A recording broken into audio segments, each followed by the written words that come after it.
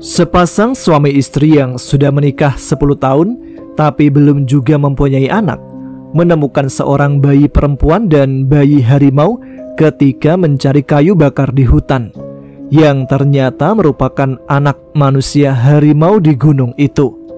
Dan merawatnya tentu ada konsekuensinya.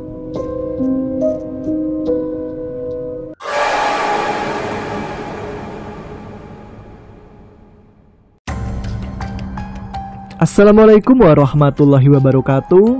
Jumpa lagi dengan saya Tama dalam Ada Apa Gerangan Season 2. Bagaimana kabar kalian? Semoga selalu diberikan kesehatan dan juga rezeki yang cukup. Episode kali ini ada sebuah cerita yang sudah dituliskan oleh Doni Permana dengan judul asli Maung Kajajaden. Ini mungkin artinya harimau jadi-jadian ya. Sebuah kisah nyata yang terjadi di daerah Jawa Barat. Nah, seperti apa cerita lengkapnya? Langsung saja kita simak. Teman-teman, ada apa gerangan? Ceritanya mulai dari sini.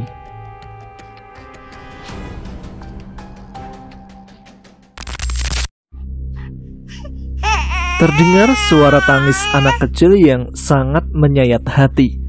Awalnya samar-samar, tapi semakin lama semakin terdengar jelas bahwa memang itu adalah suara tangisan anak kecil perempuan yang membuat sepasang suami istri menghentikan kegiatannya yang sedang mencari kayu bakar di hutan dekat kampungnya. "Kang, dari mana suara tangis anak itu?"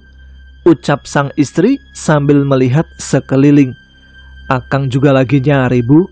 Tapi siapa ya yang ninggalin anaknya di tengah hutan? Sepertinya suara tangisan itu suara tangis anak perempuan," jawab sang suami sambil mencari-cari sumber suara tangisan yang mereka dengar. Ketika dicari di semak-semak, suara tangisan seakan-akan ada di atas pohon. Namun ketika dicari ke atas pohon, suaranya seperti ada di semak-semak. Tidak ada rasa takut yang dirasakan oleh suami istri tersebut. Yang ada malah rasa khawatir yang amat sangat, karena suara tangisan yang mereka dengar sangat menyayat hati, seakan sedang kedinginan dan kelaparan. Kala itu sudah tengah hari. Hari yang tadinya cerah berubah menjadi mendung. Rintik hujan pun mulai turun. Namun suami istri tersebut memutuskan untuk tidak pulang, walaupun hujan turun dengan cukup deras disertai kilatan petir yang menyambar. "Bagaimana ini, Kang?" tanya sang istri karena hujan turun semakin deras. "Lebih baik kita berteduh dulu, Bu. Di sebelah sana ada sebuah pondok bambu. Kita tunggu hingga hujannya reda. Akang tidak berani pulang, Bu. Kasihan sama anak yang terus menangis itu. Takut dia korban yang dibawa sama korot atau kalong wewe," jelas sang suami. "Iya, Kang. Ayo kita berteduh dulu di pondok. Saya juga berpikiran demikian. Ya Allah, ya Sang Hyang Widi, tunjukkan kebenarannya. Kami tidak tega jika hanya tangisan yang terdengar. Tunjukkan kebesaran-Mu, biar kami bisa menolongnya." Suami istri tersebut pun pergi ke sebuah pondok bambu yang tidak jauh dari tempat mereka berdua mencari kayu bakar. Begitupun dengan suara tangisan, seakan-akan mengikuti mereka berdua. Sesekali mereka menengok ke atas, ke bawah, ke semak-semak, ke pepohonan, namun tak juga tampak penampakan dari sosok yang sedang menangis itu. "Gimana ini, Kang? Udah mau gelap dan hujan juga semakin deras?" tanya sang istri. "Iya, Bu," kata sang suami sambil melihat ke kanan dan kiri. "Ya Allah, kalau Engkau izinkan kami berdua untuk menolongnya, berikanlah jawaban. Kami tidak tega jika harus meninggalkannya sendirian di hutan. Pasti anak yang sedang menangis itu sangat kedinginan," pinta sang istri kepada sang pencipta. Suasana pun semakin gelap. "Ayo, Bu, kita pulang. Mungkin Tuhan memang tidak mengizinkan kita untuk menolongnya," ucap sang suami. Akhirnya dengan berat hati, suami istri tersebut memutuskan untuk pulang ke rumahnya karena hari semakin gelap dan hujan masih turun dengan deras. Namun di saat mereka berdua beranjak dari pondok tersebut, tiba-tiba suara tangisan yang dari tadi mereka dengar tiba-tiba menghilang. "Kang, suara tangisannya hilang." "Iya Bu, udah nggak terdengar lagi." Di saat mereka berdua akan melanjutkan langkahnya, tiba-tiba ada suara hewan dari bawah kaki sang istri. Otomatis dia langsung melihat ke bawah kakinya, yang ternyata di sana ada seekor anak harimau yang sedang mengelus-elus kakinya. "Kang," ucap sang istri sambil menggendong anak harimau yang seperti baru lahir ke pangkuannya. "Mungkin ini yang dari tadi menangis Bu. Ayo kita bawa pulang," jawab sang suami. Baru beberapa langkah mereka berdua berjalan, terdengar kembali suara tangisan anak perempuan yang sedari tadi siang terus mereka cari, membuat mereka berdua menghentikan kembali langkahnya. Di saat mereka mencari ke sumber suara yang berada tepat di bawah pohon jabon, betapa kagetnya mereka berdua saat membuka daun jabon yang ternyata ada seorang bayi perempuan. "Ya Allah," ucap sang suami langsung merangkul bayi tersebut dan menutupinya dengan baju yang ia kenakan. Pasti dia kedinginan dan kelaparan. Mereka berdua pun bergegas pulang ke rumah sambil membawa anak harimau dan juga bayi perempuan. Singkat cerita, sampailah mereka berdua di rumah sambil hujan-hujanan. Setelah mengganti baju, sang suami mengeringkan anak harimau dengan handuk, dan setelah dikeringkan langsung diberikan makan nasi yang dicampur ikan asin. Anak harimau itu pun makan dengan lahapnya. "Kenapa ibunya meninggalkannya ya Kang?" ucap sang istri yang bergabung di dapur melihat anak harimau itu makan, sambil memangku bayi perempuan yang tengah dibungkus kain jarik. "Akang juga tidak tahu," jawabnya sambil mengelus anak harimau yang sedang makan. Anak harimau itu mengeram ketika sang suami mengelusnya, seperti takut makanannya akan diambil. Mereka berdua hanya tersenyum melihat tingkah anak harimau yang lucu itu. "Sudah, biarin dia makan Kang, jangan digodain. Ayo kita juga makan." Mereka bertiga pun makan bersama dengan lahapnya, sementara sang bayi tertidur nyenyak di pangkuan sang istri. "Kenapa ibumu meninggalkanmu Nak?" ucap Ipah setelah makan sambil membelai wajah cantik bayi perempuan yang sedang tertidur. Tidak terasa hujan telah reda. Jam menunjukkan pukul 9 malam. Mungkin ulahnya makhluk gaib Bu, seperti korot atau kalong wewe yang suka curi bayi manusia.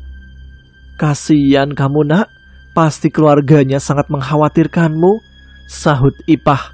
"Kita besarkan anak harimau dan bayinya ya Kang. Mungkin juga ini adalah jawaban doa kita yang sangat menginginkan anak.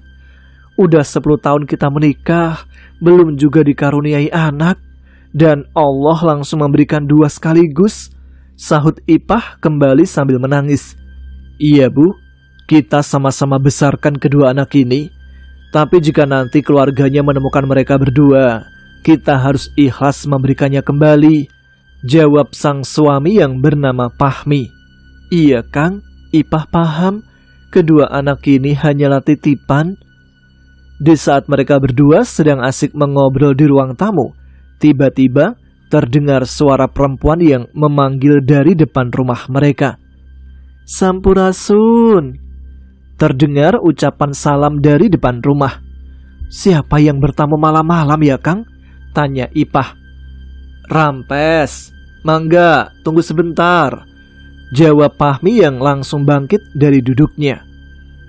Pahmi terdiam sejenak saat melihat seorang perempuan parubaya yang tidak terlalu tua bertamu ke rumahnya malam-malam, karena pakaian yang ia kenakan merupakan pakaian tempo dulu. Kain kebaya berwarna hijau tua, sarung bercorak loreng berwarna coklat, rambutnya disanggul menggunakan tusuk konde. Bunga sedap malam dan melati menghiasi rambutnya. "Siapa Kang yang bertamu?" tanya Ipah yang ikut menyusul ke depan. Ipah pun ikut tertegun ketika melihat siapa yang berada di depan rumahnya. "Maaf, saya bertamu malam-malam," sudah mengganggu waktu istirahatnya Akang dan Teteh. Oh, nggak apa-apa. Tapi Nyimas siapa ya? Saya dan istri perasaan baru lihat Nyimas. Dan ada keperluan apa bertamu malam-malam? Tanya Pahmi. Iya, kita memang baru bertemu secara langsung. Tapi saya sering lihat kalian berdua mencari kayu bakar di hutan. Barangkali kedua anak saya dibawa oleh kalian ketika di hutan tadi. Tapi kami hanya membawa satu bayi perempuan. Sedangkan yang satunya adalah anak seekor harimau. Awalnya saya mendengar suara tangisan anak kecil perempuan. Tapi di saat hari mulai gelap, yang kami temukan pertama kali adalah seekor anak harimau. Kemudian disusul dengan bayi perempuan di bawah pohon jabon. Kemudian kami bawa pulang karena takut dia kedinginan. Jelas Pahmi. Iya, kedua anak itu adalah anak saya. Jawab sang perempuan. Nyimas ini siapa ya? Masa anak harimau diaku anaknya? Kan Nyimas ini manusia? Tanya Ipah yang ikut bergabung mengobrol. Benar Teh, itu anak saya. Tolong berikan lagi kepada saya. Sudah Bu, berikan saja. Tunggu sebentar ya Nyimas. Perempuan itu hanya menganggukkan kepalanya. Pahmi pun masuk ke dalam rumah dan mengambil anak harimau yang di dapur untuk diberikan kepada wanita yang tidak dikenalnya. Terima kasih telah memberi anak saya makan dan membawanya pulang agar tidak kedinginan, ucap Nyimas sambil menerima bayi yang disodorkan oleh Ipah. Sama-sama. Tapi Nyimas, tanya Ipah memberanikan diri.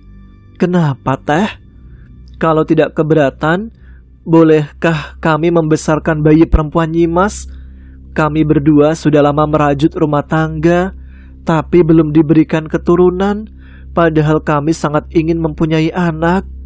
Pinta Ipah sambil meneteskan air mata. Mendengar itu, sosok perempuan yang tidak mereka kenal langsung terdiam, terlihat merenung. Ya sudah, rawatlah, jaga dan besarkan dia dengan penuh kasih sayang, jawab wanita itu sambil memberikan kembali bayi perempuan tersebut ke pelukan Ipah. Terima kasih Nyimas, kami berdua akan sayangi dia dan membesarkan dia seperti anak sendiri. Nama anak ini adalah Wulan. Dia dilahirkan ketika malam bulan purnama. Dan ini adalah kakaknya, namanya Purnama. Jelas Nyimas sambil mengangkat anak harimau yang ada di pelukannya. Baik Nyimas, tapi kalian berdua harus tahu, setiap 1 tahun sekali ketika bulan Safar, wujud manusia Wulan akan berubah menjadi seekor harimau. Dan di saat Wulan menjadi harimau, kalian tunjukkanlah arah timur dan katakan kepadanya, rumah dan keluarganya berada di Leweng Sancang. Namun hal itu baru terjadi ketika usianya sudah menginjak 10 tahun. Jelas wanita itu. Jadi Wulan ini tidak seutuhnya manusia Nyimas? Tanya sopan Pahmi. Saya, Wulan dan kakaknya seutuhnya adalah manusia. Namun jika kami keluar dari dimensi kami, mengunjungi dimensi manusia, maka kami akan berubah menjadi seekor harimau. Jelasnya. Baik, saya paham Nyimas. Terima kasih telah memberi kepercayaan pada kami untuk membesarkan anak Nyimas, kata Pahmi. Baiklah, saya pamit undur diri. Sampurasun. Rampes, jawab mereka berdua serentak.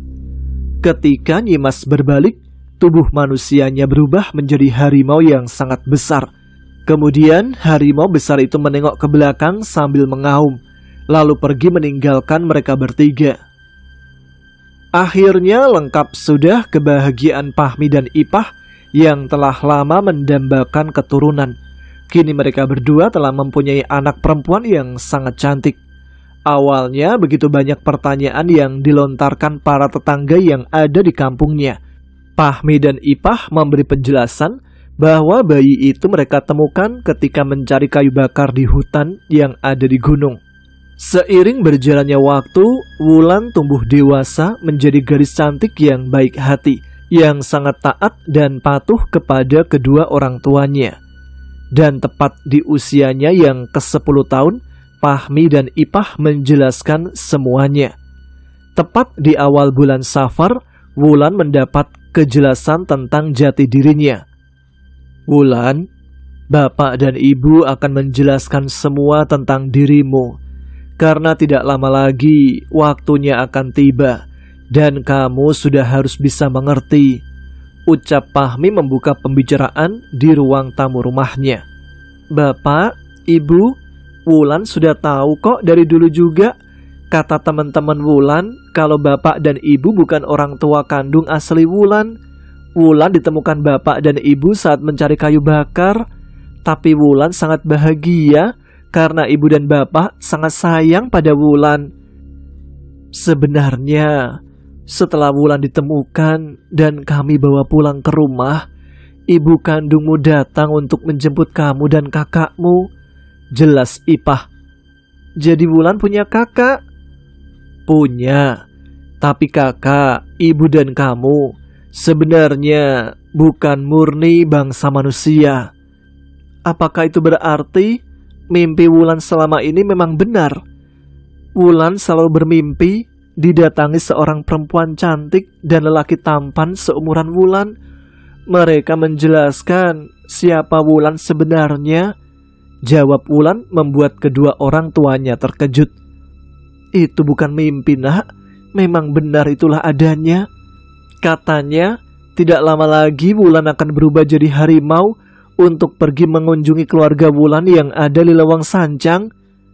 Mendengar jawaban Wulan, Ipah dan Fahmi langsung memeluk erat tubuhnya sambil menangis. "Kamu pasti kembali lagi kan, Nak?" tanya Ipah. "Jangan khawatir, Bu, Pak. Wulan sangat sayang pada kalian berdua, dan Wulan berjanji akan pulang kembali." Mendengar jawaban Wulan penuh ketulusan membuat hati Ipah dan juga Fahmi menjadi lega. Dan tepat setelah mereka berdua melepas pelukannya, seketika tubuh manusia Wulan berubah menjadi seekor harimau bercorak putih dan hitam. "Kemana arah Wulan harus pergi, Pak?" tanya Wulan yang telah berubah menjadi harimau. "Ke sana, tepatnya di Lewang Sancang," jawab Fahmi sambil menunjuk ke arah timur. "Wulan pamit ya." "Hati-hati, Nak," jawaban serentak mereka berdua melepas kepergian Wulan yang telah berubah menjadi harimau. Harimau itu pun segera beranjak pergi sambil berlari dengan sangat cepat ke arah timur, meninggalkan Fahmi dan juga Ipah. Waktu terus berlalu, hari pun terus berganti. Kesedihan yang telah lama hilang kini kembali datang menyelimuti Ipah dan Fahmi setelah ditinggalkan anak kesayangannya. Kegiatan Ipah setiap harinya hanya duduk di depan pintu menghadap ke arah timur, berharap Wulan segera pulang. Singkat cerita, Wulan telah pergi dan tak kembali selama 30 hari. Karena rasa rindunya pada anaknya, Ipah pun jatuh sakit. "Jangan maksain bangun, Bu. Lebih baik istirahat di kamar aja," pinta Fahmi pada Ipah yang memaksakan bangun walaupun sedang sakit. Dia duduk di depan pintu rumah menanti Wulan pulang. "Gak apa-apa, Pak. Ibu hanya ingin menunggu anak kita pulang." Sepasang suami istri itu duduk berdua di depan pintu rumah. Dia berharap anaknya segera pulang.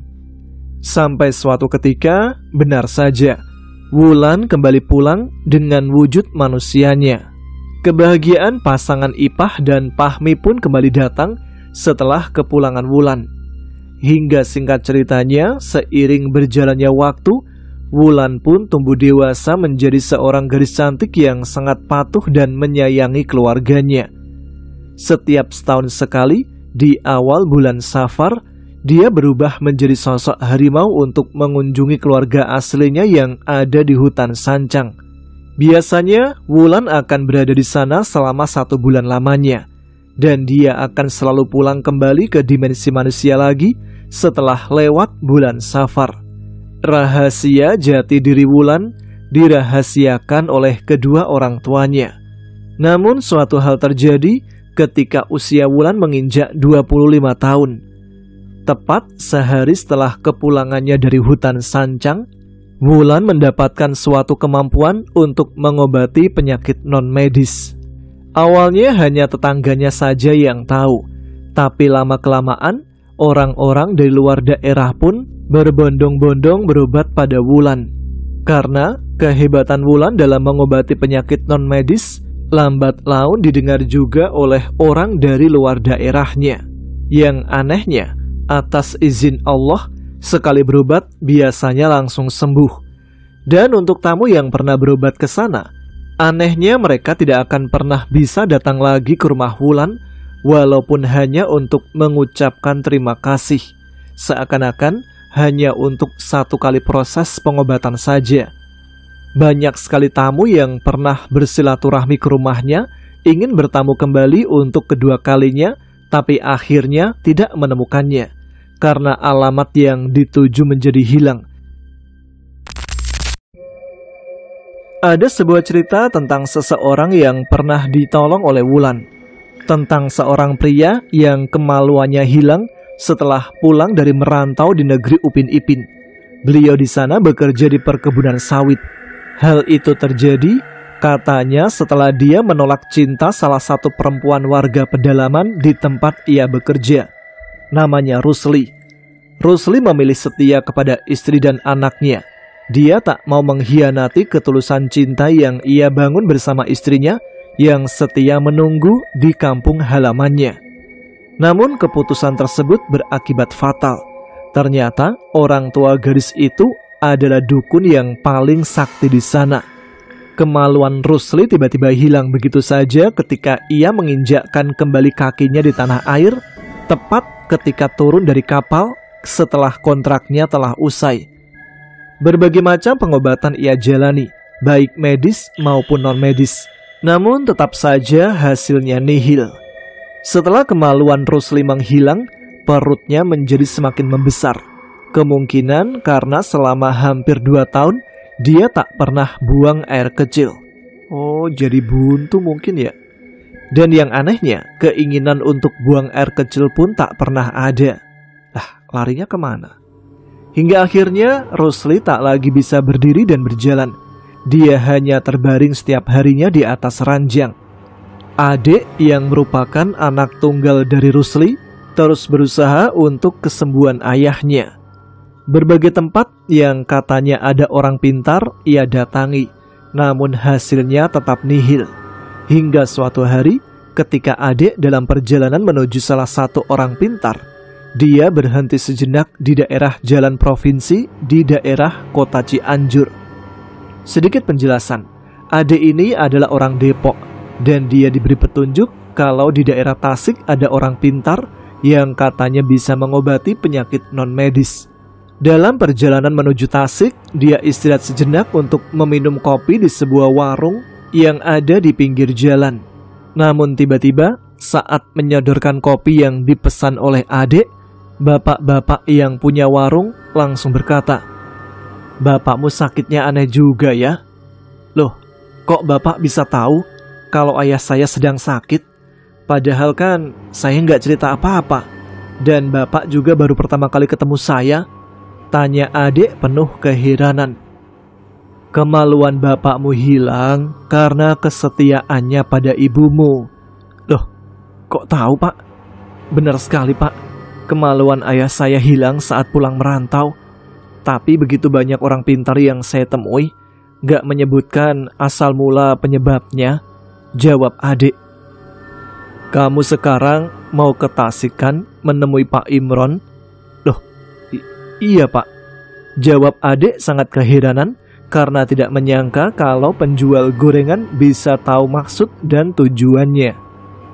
Tiba-tiba datanglah seorang anak lelaki berumur 28 tahun ke lapak penjual gorengan yang ternyata dia adalah anak bapak tersebut yang mengantar bekal makanan yang dibuat oleh ibunya.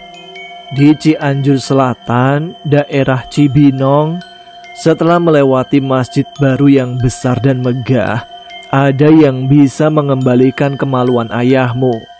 Ingat, atas izin dan kehendak Allah. Jelas sang penjual gorengan sambil memasak. Saya akan ke sana sekarang, Pak, jawab adik sumringah dan langsung percaya, seakan mendapatkan secercah harapan untuk kesembuhan ayahnya. Masjid Baru Al-Jabar bukan, Pak?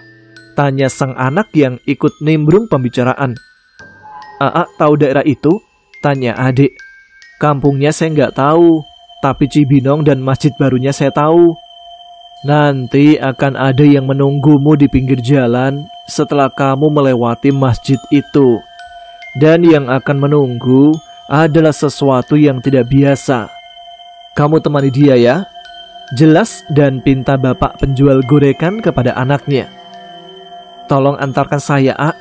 Saya ingin ayah saya sembuh, pinta adik dengan tulus. Ya udah, saya ganti baju dulu, jawab sang anak. Dia akan mengantarkan karena permintaan ayahnya, sehingga tak berani membantah. Setelah menunggu beberapa saat, anak bapak penjual gorengan yang bernama Raihan datang kembali. Bismillah, saya doakan semoga ayahmu sembuh kembali atas ridho Sang Maha Kuasa dengan perantara doa seseorang yang akan kalian temui di sana. Jelas bapak penjual gorengan sebelum mereka berdua berangkat mengendarai sepeda motor. Amin, jawab serentak mereka berdua. Tepat jam 4 sore, mereka berangkat dari Cianjur Kota menuju Cianjur Selatan, daerah Cibinong. Destinasi waktu yang akan ditempuh untuk bisa sampai ke sana kurang lebih 5-7 jam perjalanan menggunakan sepeda motor. Tidak ada yang aneh selama perjalanan, selain adik terus menceritakan sakit yang dialami oleh ayahnya setelah pulang dari tanah rantau. Sesekali adik menanyakan tentang bapak Raihan yang bisa tahu sakit ayahnya, walaupun mereka baru pertama kali bertemu. Raihan hanya menjawab bahwa ayahnya hanyalah seorang mantan ketua RT. Dan setelah masa jabatannya habis, beralih profesi menjadi penjual aneka gorengan. Tepat jam 10 malam, mereka berdua akhirnya sampai di masjid yang dikatakan.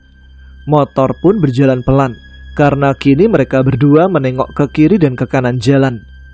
Di sana sangat gelap dan sepi, karena tidak ada penerangan jalan, hanya cahaya lampu motor yang meneranginya. Tepat setengah jam melewati masjid, motor tiba-tiba mengerem mendadak. Mereka berdua dihadang sesuatu yang tak biasa. Keringat dingin bercucuran dari tubuh mereka berdua setelah melihat sesuatu yang menghadang mereka. Ayah saya meminta untuk mengantarkan dia, dan ini adalah anak yang diberi petunjuk. Tiba-tiba Raihan berucap demikian. Betapa terkejutnya adik dan Raihan karena sesuatu yang menghadangnya tiba-tiba berucap, "Ikuti saya." Itu adalah seekor harimau yang sangat besar bercorak putih dan hitam. Ikuti dia, mungkin seseorang yang menunggu kita itu adalah dia, jelas Raihan. Motor pun berjalan pelan mengikuti harimau dari belakang. Mereka berdua dibawa masuk ke sebuah pertigaan jalan yang jalannya seperti sungai kering. Tanjakan dan turunan sangat terjal seakan melewati sebuah bukit harus mereka lewati. Singkat cerita, setelah 1 jam perjalanan mengikuti harimau itu dari belakang, mereka pun berhenti. Motor diparkirkan di pinggir jalan, karena jalanan yang akan mereka lewati tidak dapat dilalui oleh kendaraan bermotor. Jadi mereka memutuskan untuk jalan kaki. Kurang lebih setengah jam berjalan kaki, mereka pun sampai di sebuah rumah yang jauh dari sana-sini. Rumah tersebut berdiri di atas sebuah bukit, dan di sana hanya ada satu rumah itu saja. Betapa terkejutnya mereka berdua ketika sampai di depan rumah, karena sosok harimau itu berubah menjadi seorang perempuan muda berparas sangat cantik dan mempesona. Setelah perempuan itu mengucap salam, pintu rumah itu terbuka, yang ternyata di sana ada seorang pria dan perempuan yang sudah lanjut usia. Kakek dan nenek tersebut langsung memeluk tubuh harimau yang berubah jadi perempuan muda itu.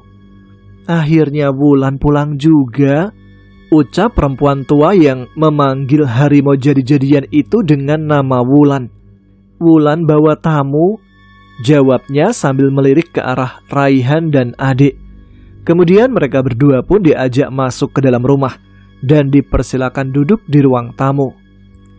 Kesaktian dari Maumalaya yang membuat ayahmu kehilangan benda pusakanya.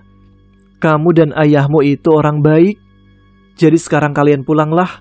Atas izin Allah, pusaka ayahmu telah kembali. Adik seakan tidak percaya atas ucapan perempuan itu. Apakah segini aja? Gak ada ritual-ritual gitu? Tapi walaupun begitu, dia terus-terusan berterima kasih kepada harimau yang berubah menjadi perempuan cantik. Wulan, jangan disuruh pulang dulu. Lebih baik kita makan dulu.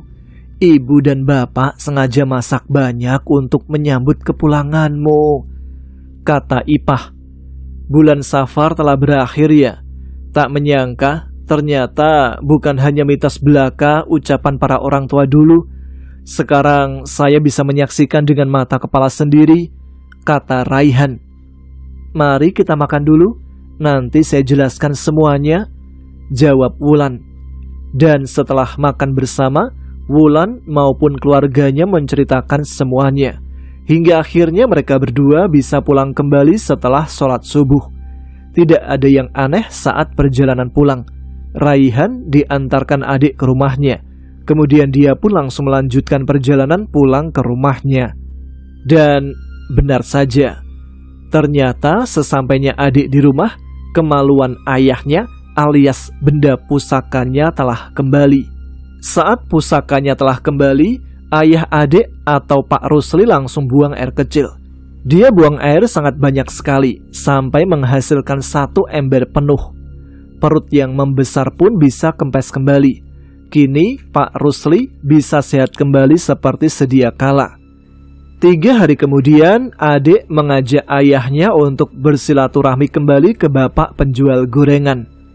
Kedatangan mereka berdua ingin mengucapkan terima kasih atas petunjuk yang diberikan oleh bapak penjual gorengan itu. Setelah itu, mereka berdua melanjutkan perjalanan ke Cianjur Selatan untuk mengucapkan terima kasih pada Wulan yang telah membantu mengobati ayahnya. Tapi sayangnya, pertigaan jalan setelah melewati masjid itu menghilang. Mereka berdua mencoba bertanya ke warga sekitar. Namun anehnya, para warga tidak mengetahui kalau ada orang pintar, seorang perempuan yang bisa mengobati penyakit non-medis di sana. Akhirnya mereka berdua pun pulang kembali dengan berat hati, karena tidak bisa mengucapkan terima kasih kepada perempuan yang mengobati Rusli.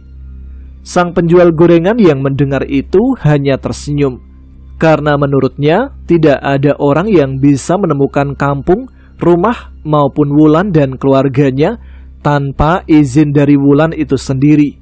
Kesempatan bertemu dengannya hanya sekali saja.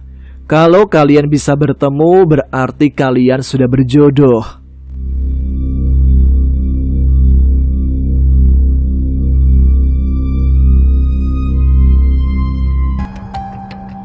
Nah, itu dia cerita tentang Wulan sang harimau jadi-jadian. Boleh percaya, boleh tidak. Tapi menurut si penulis sih sebaiknya kalian gak terlalu percaya ya. Anggap saja sebuah hiburan, ambil hikmahnya jika diperlukan. Terima kasih untuk teman-teman yang sudah menyimak episode kali ini. Terima kasih juga yang sudah mensupport channel ini. Jangan lupa tuliskan komen, tunjukkan eksistensi kalian. Dan sekarang saya Tama pamit. Jumpa lagi di episode selanjutnya dengan cerita yang tidak kalah menarik. Tetap semangat, jaga kesehatan. Wassalamualaikum warahmatullahi wabarakatuh.